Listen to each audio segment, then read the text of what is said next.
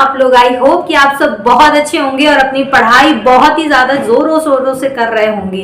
और आप सबको पता है कि टीजीटी, पीजीटी, पीआरटी का आंसर शीट निकल चुका है, रिस्पांस की निकल चुका है, जो कि मैंने आपको कल ही बता दिया था। तो अभी भी अगर आपने उसको डाउनलोड नहीं किया है तो आप कहां से डाउनलोड कर सकते हैं वो भी मैं चलिए आपको दोबारा बता देती हूँ। वैसे मैंने आपको बताया है, आप चाहे डिस्क्रिप्शन बॉक्स में उसका लिंक है, जाके देख सकते हैं। नहीं देखे हैं तो मैं अभी फिर से बता दूंगी, तो आप समझ लीजिएगा जो बच्चे डाउनलोड नहीं कर पाए होंगे।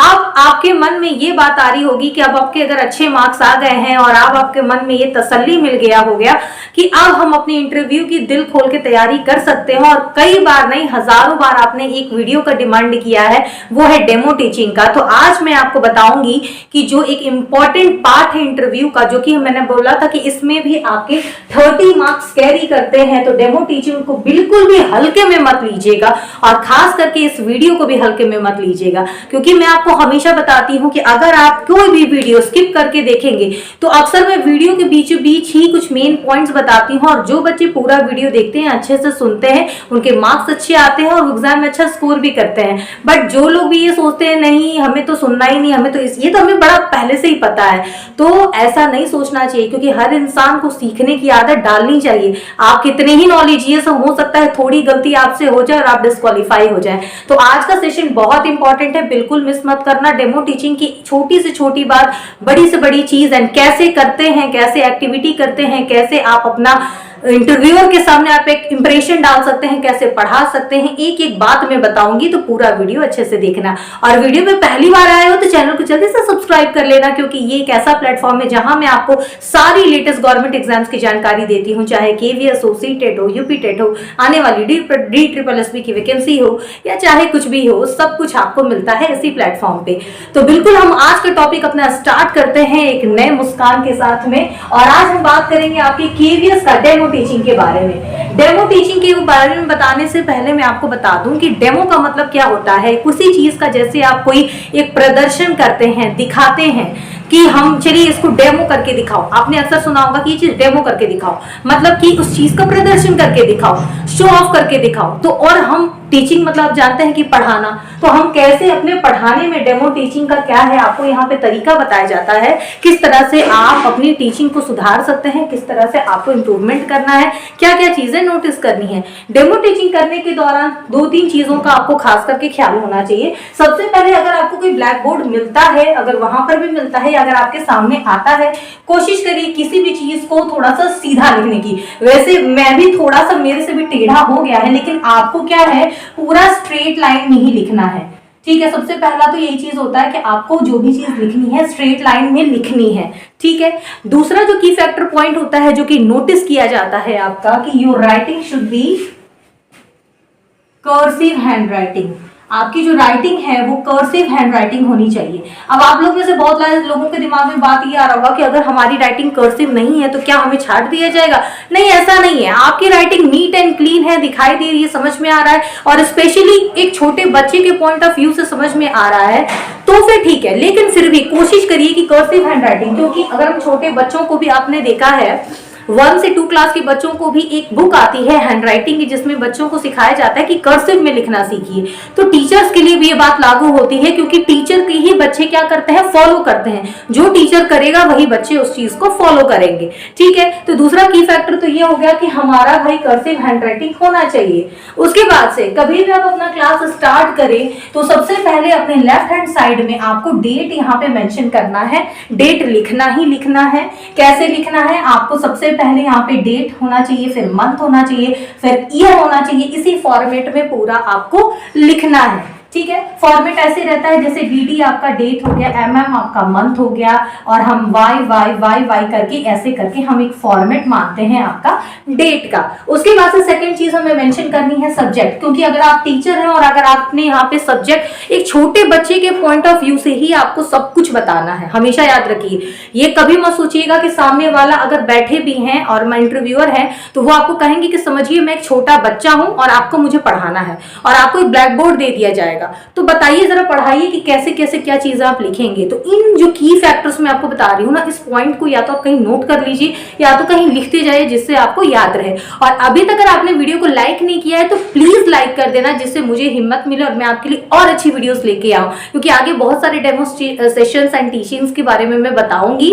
और एक और रिक्वेस्ट है कि अगर आपको कुछ भी कंफ्यूजन है regarding the demo teaching, regarding any type of teaching, comment section में बताओ आप, या कौन सा वीडियो आप चाहते हो वो बताओ। मैं आपके सारे कमेंट्स को लेती हूँ और पूरा अच्छे से पढ़ती हूँ और उसका जवाब भी आपको मिलता है अगर आपका जेन्युइन क्वेश्चन है तो। और वीडियो अच्छा लगे तो अपनी बात जरूर कहना, ताकि मुझे पता चले कि हाँ आपको ये वीडियो कैसी लगी।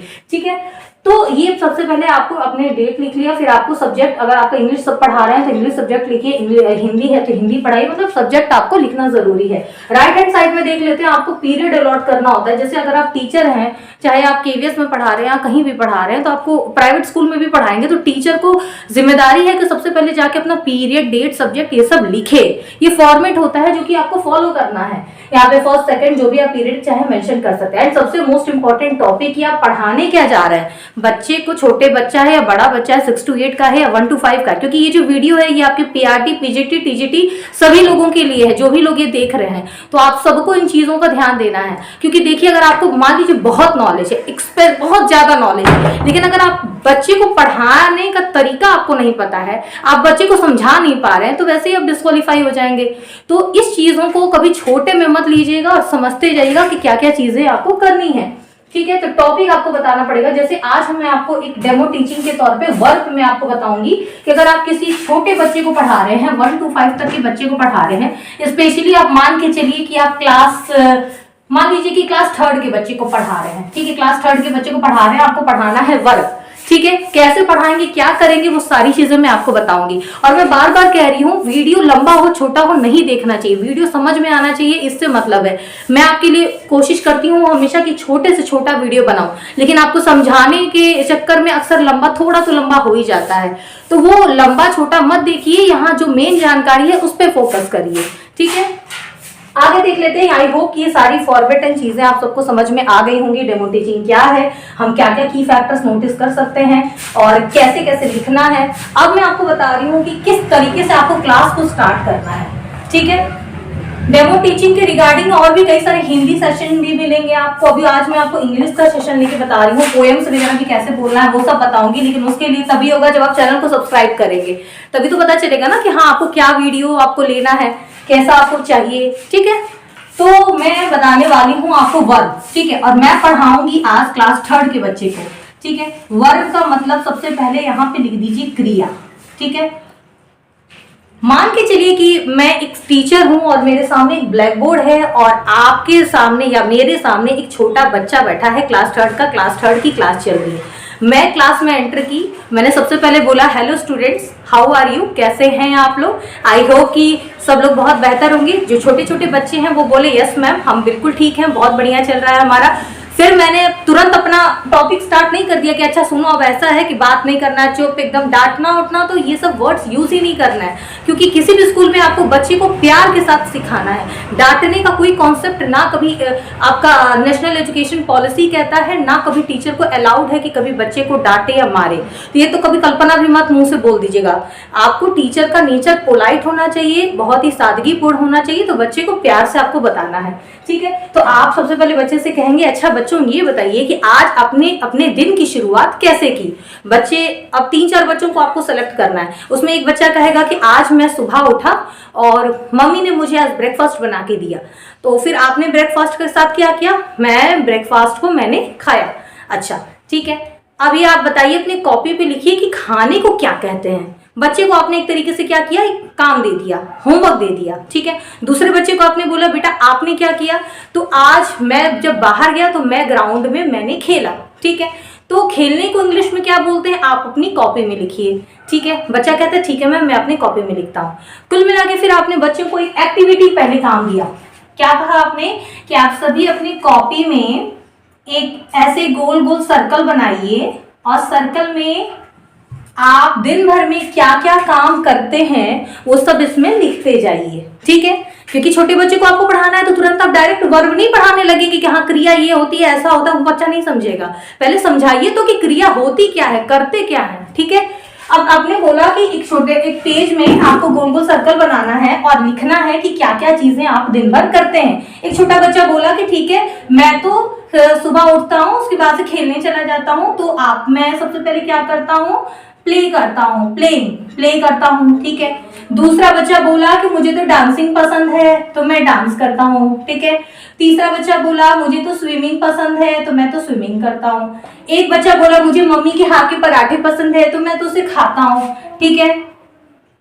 और एक बच्चा बोला, एक लड़की बोली कि मम्मी के साथ मुझे कुकिंग करना अच्छा लगता है, बस मम्मी देखती है और मुझे अच्छा लगता है, मैं उनको देखती रहती हूँ, तो मुझे मम्मी की कुकिंग पसंद है। इस तरीके से 3-4 एक्टिविटी बच्चों के मुंह से निकला और आप इन सारे वर्ड्स को उनकी कॉपी पे भी लिख दीजिए और पढ़ाने के समय इन सारे वर्ड्स को ब्लैक बोर्ड पे भी मेंशन कर दीजिए। इसका मतलब कि जब आप किसी टॉपिक को स्टार्ट करें तो सबसे पहले किसी एक्टिविटी के साथ स्टार्ट करना है। पहला काम आपको क्या करना है, कोई भी काम स्टार्ट करना है तो एक्टिविटी बेस्ड होना चाहिए। सबसे पहले बच्चों को उसमें क्या आना चाहिए, इंटरेस्ट आना चाहिए, जो कि आपका जो है एनईपी सबसे पहले इसी बात पे फोकस करता है कि बच्चों को हमें खेल खेल में किसी चीज को सिखाना है। बच्चे को हमें खेल खेल में किसी चीज को सिखाना है, फोर्स करके नहीं सिखाना है। अब आप जब ये सारी चीजें कर लेंगे तब आप कहेंगे कि बच्चों आज हम पढ़ने वाले हैं वर्ब जिसका नाम है क्रिया। और जब आप किसी कार्य को करते हैं, मतलब जो भी चीज आप करते हैं, ठीक है, जो एक्शन है, जिस चीज में आपका कुछ करने जैसा आपका काम होता है या बोध होता है, या आप कोई चीज जो कर रहे हैं, जो भी चीज, चाहे आप प्लेइंग कर रहे हैं, प्लेइंग मतलब क्या होता है, अगर आप खेल रहे हैं, अगर आप स्विमिंग, जैसे बच्चे ने बोला कि मुझे स्विमिंग पसंद है, आप स्विमिंग कर रहे हैं, इट मीन्स कि आप क्या कर रहे हैं, आप तैर रहे हैं, तो उसमें क्या है, एक्शन है। मतलब जिस भी चीज में एक्शन होता है वो क्या होता है, आपका वर्ब होता है। और वर्ब को हिंदी में क्या बोलते हैं, सारे बच्चे बोलेंगे क्या बोलते हैं मैम, तो वर्ब को आपको दूसरी बार बोलना है कि वर्ब को हिंदी में क्या बोलते हैं बच्चों, तो वर्ब को बोलते हैं क्रिया। मतलब कि जो भी कार्य हम करते हैं जिसमें एक्शन होता है, आप खाना खाते हैं, ईटिंग, आप उसमें एक्शन कर रहे हैं, आप भाग रहे हैं, रनिंग, इसका मतलब आप उसमें एक्शन कर रहे हैं, आप डांसिंग करते हैं, इट मीन्स कि आप उसमें एक्शन कर रहे हैं, ठीक है। आप खेलते हैं, आप क्रिकेट खेलते हैं, प्लेइंग करते हैं, उसमें क्या होता है, एक्शन होता है। इट मीन्स कि जितने भी आपके एक्शन वर्ड्स होते हैं, जितने भी आपके एक्शन वर्ड्स होते हैं वो आपके होते हैं वर्ब। और बच्चों आपको इन्हीं एक्शन वर्ड्स को हम क्या कहते हैं, क्रिया, ठीक है। बच्चों को आपका ये क्लास बहुत अच्छे से समझ में आएगा और वो घर पे भी जाएंगे और जब भी कुछ काम करेंगे तो उनको ये पता होगा कि हाँ वर्ब क्या होता है, जो भी इसमें एक्शन होता है, जो भी हम काम करते हैं वो आपका क्रिया होता है। वो अपनी मम्मी से कहेंगे मम्मी मैं ये लिख रहा हूँ, आई एम राइटिंग दिस, तो राइटिंग मैं जो कर रहा हूँ वो क्या है, वो क्रिया है। मैं क्या कर रहा हूँ, मैं वर्ब, ये एक एक्शन वर्ड है, ये क्रिया है। तो इस तरीके से आपको अपनी क्लास को एक बहुत ही स्मूथ, बहुत ही बढ़िया और बहुत ही सुगम तरीके से बच्चे के दिमाग में फिट करना है, ताकि हमें अभी क्या करना है, आपको पता है ना यशपाल कमेटी ने क्या बोला था, यशपाल कमेटी का यही था कि लर्निंग विद बर्डन होना चाहिए। मतलब कि हम कोई भी शिक्षा ऐसी प्राप्त करें जिसमें हमें बोझ का एहसास ना हो। ये बोझ वो बोझ नहीं है किताबी बोझ कि हम बैग लेके घूम रहे हैं, कहीं मानसिक बोझ का भी इसमें बोध होता है। इट मीन्स कि हमें बच्चे को कोई भी चीज, चाहे आप 1 to 5 हो या 6 to 8 है, कोई टॉपिक अगर आप बता रहे हैं इतने अच्छे ढंग से बताइए कि बच्चा उसको खेल खेल में सीख ले और ना ही उसको बर्डन समझे। तो दोस्तों आज का ये जो क्लास है ये पूरा डेमो टीचिंग के बेसिस था और मैंने अपनी पूरी कोशिश की आपको हर एक तरीके से समझाने की। आगे भी नेक्स्ट सेशन आपका होगा, हिंदी का होगा, आगे कुछ और टॉपिक्स होंगे, 1 to 6 का भी मैं कुछ टॉपिक लूंगी। तो बिल्कुल आप चैनल के साथ बने रहिएगा और मन से तैयारी करते रहिएगा। इंटरव्यू से रिलेटेड जितने क्वेश्चन होंगे मैं सब आपको एक एक कराऊंगी। तो मिलते हैं अपने अगली वीडियो में एक नए जोश, एक नए उमंग के साथ में। नमस्कार।